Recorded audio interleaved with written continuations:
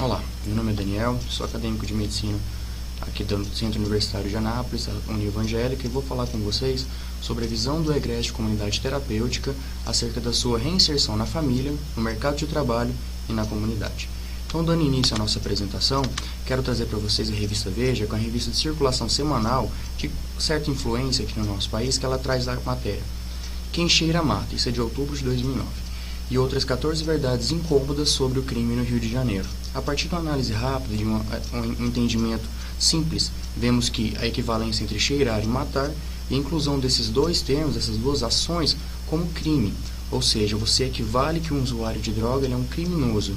E, além disso, outras mídias, como a mídia digital, traz imagens como a Britney Spears, Macaulay Culkin e também Lindsay Lohan, e a história de drogas utilizadas por eles e o estigmatizam, ou seja, criam essa imagem sobre o usuário de drogas. E a partir disso, queria falar sobre a exclusão criada, a importância que a droga tem nesse contexto e o estigma gerado. Exclusão é aquele ato de privar, excluir alguém de suas redes, sejam sociais básicas, família, moradia, trabalho, saúde ou qualquer outra. E além disso, a importância que a droga tem no nosso meio. Aqui o nosso país, o Brasil, ele é o segundo maior mercado de cocaína no mundo e o maior consumidor, em números absolutos, de crack. A partir disso, cria-se o estigma na sociedade de que esse ex-usuário de droga, ele não é capaz. Essa comunidade ela é descrente, seja por suas atitudes ou seus pensamentos, de que esse usuário possa se reintegrar, possa fazer parte novamente dessa sociedade. E é nesse contexto que a gente começa a falar um pouco do assunto. Antes, então, quero trazer a ciência de vocês sobre as comunidades terapêuticas, que são nada mais do que centros de apoio àqueles que têm algum tipo de transtorno, seja pelo uso compulsivo ou pelo abuso, até mesmo de substâncias psicoativas. Foram criadas por volta de 1970, nessa década de 70, melhor dizendo, e em 2001 receberam essa nomeação, essa nomenclatura, a partir da Anvisa. A Anvisa também traz ela como principal meio de reintegração social. Esse principal meio de reintegração social está refletido, vamos falar assim, no dado de que, segundo a Federação Brasileira de Comunidades Terapêuticas, nesse ano existem 95 comunidades. Entretanto, o Ministério da Saúde traz que são mais de 330, com mais de 7.500 vagas, ou seja, um número expressivo. Ela é baseada no tratamento biopsicossocial, onde você atua entre pares e esses alunos, eles são protagonistas do seu próprio sucesso. Utilizam, entre outros argumentos, a religião. E a importância dessa religião é que ela impõe uma moral. Essa moral vai viabilizar e vai permitir, além de um apoio emocional, além de uma base para ele, vai permitir que ele reconstrua seus atos, né? E dessa forma esteja apto a sair. Além disso, a igreja e frequentar uma igreja é tido como uma vitrine para que mostre que esse ex-interno ele é apto a fazer parte da comunidade.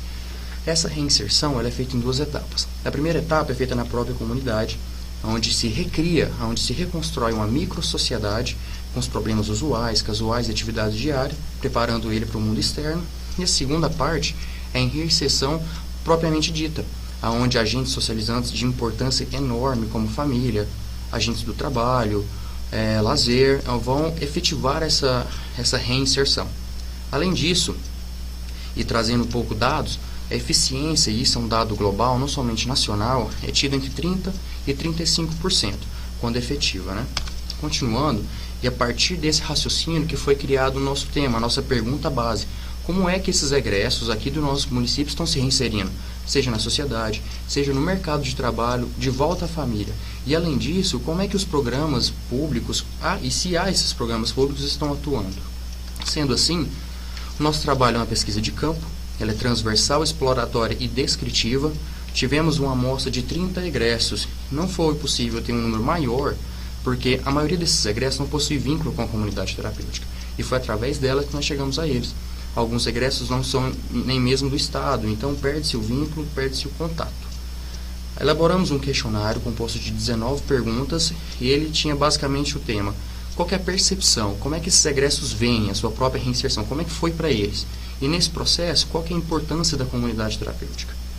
A partir disso, iniciando os resultados, nós tivemos um predomínio do sexo masculino, e expressivo isso, e isso se dá principalmente na verdade, por dois fatores. O primeiro fator é realmente a presença da população masculina, a sua maior prevalência, e isso é comum em outros trabalhos com metodologia semelhante.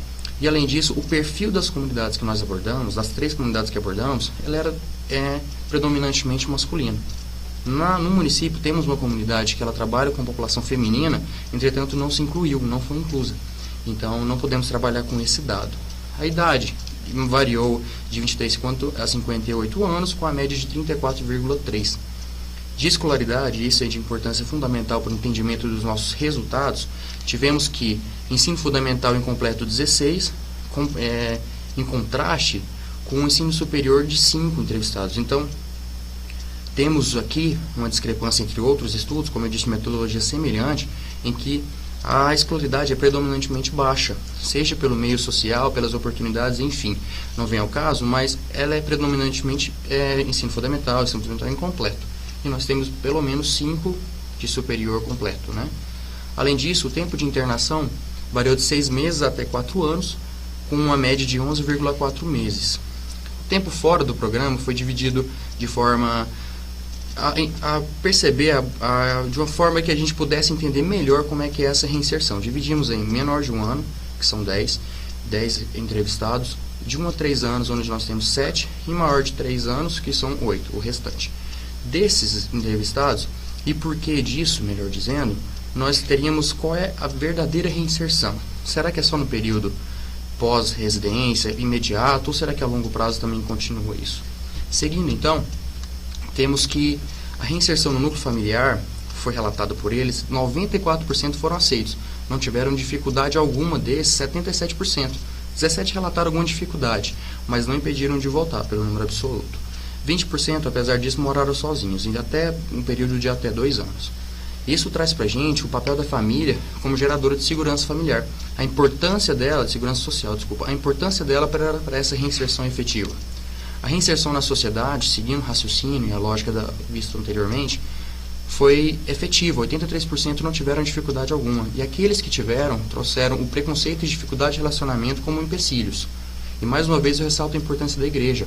Uma vitrine para o interno, para o ex-interno, melhor dizendo, e além disso, um meio de apoio para ele, onde a maioria frequentava esse ambiente. A reinserção no mercado de trabalho é o nosso ponto mais interessante, o mais importante, porque a grande maioria não tiveram problemas, e desses, apenas 2 tiveram algum problema de se reinserir, e falaram que a falta de capacitação ou qualificação era responsável.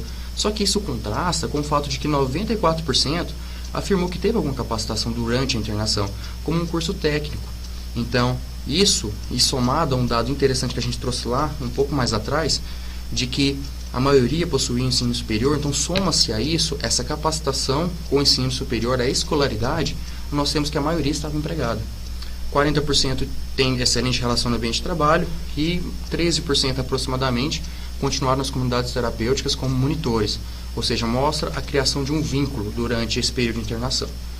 Sobre programas de reinserção, nós não encontramos no relato, vale lembrar que nosso meio de buscar dados foram os egressos, né? No relato deles não encontramos nenhum tipo de programa. Não sabe-se porque não falamos com diretores, enfim.